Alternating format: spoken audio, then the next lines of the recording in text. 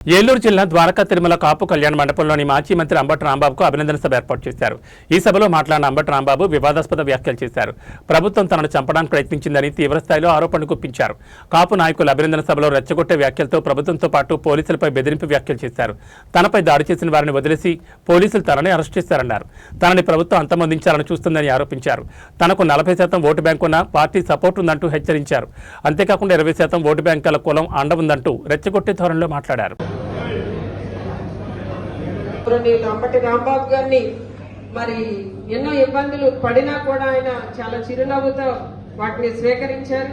మరి వారికి ఉన్న మనోధైర్యానికి మరి సెల్యూట్ చేస్తూ మనమందరం కూడా ఎన్ని కష్టాలు వచ్చి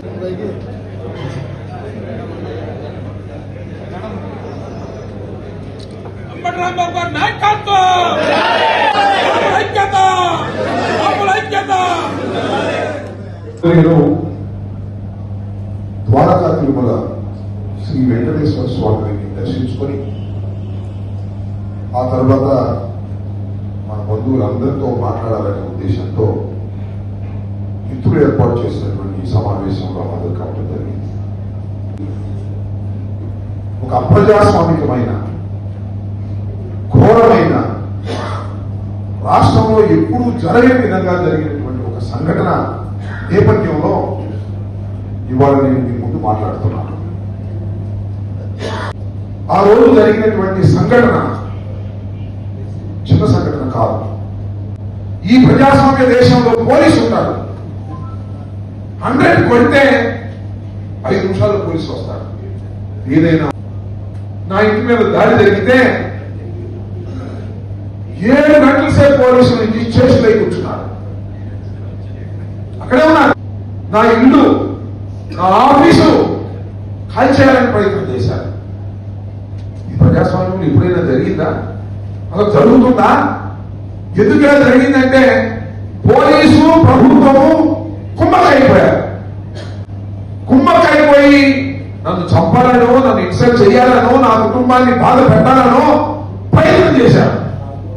ఎంత నా ఇంటి మీద దాడి చేశారు, నన్ను చంపడానికి ప్రయత్నం చేశారు, నా కుటుంబం మీద విచ్చలవిడిగా దౌర్జన్యం చేశారు, నా కాళ్ళు పగలగొట్టారు, పెట్రోల్ బాంబులు చూడడానికి ప్రయత్నం చేశారు, పలుగులు తీసుకొచ్చారు, గేట్లు పగలగొట్టడానికి ప్రయత్నం చేశారు.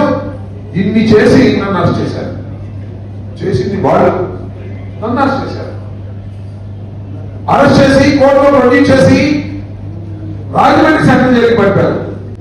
జగన్మోహన్ రెడ్డి గారు ఒకే ఒక్క మాట అన్నాడు, రాంబాబు కాపుల్లో పులిలాంటి వాడు అన్నాడు. అందువల్ల మీ అందరి ఆశీస్సులతో ఈ పులిలాంటి రాంబాబు భయపడడు, బాధపడడు.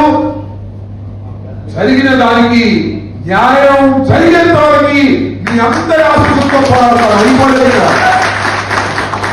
అవలేదుగా, ప్రారంభం మాత్రమే. ఎంత విచిత్రం అండి! నా మీద అంత దౌర్జన్యం చేస్తే మీరు చూశారు కదా. టీవీ అన్ని లైవ్లో ఉన్నాయి. 7 గంటల సేపు ఏదో టీవీ, అన్ని టీవీలు కెమెరాలు అక్కడే ఉన్నాయి. ఎందుకంటే అంతకుముందే నేను క్షమాపణ చెప్పాను. అన్ని టీవీలు, చిన్న చితక యూట్యూబ్, శాటిలైట్ ఛానల్స్ అన్ని ఉన్నాయి. అన్ని చూస్తున్నాయి. అక్కడ మీరందరూ చూస్తున్నారు. ఏంటి రాంబాబు గారు చంపేస్తారా, దహనం చేసేస్తారా అని చూస్తున్నారు.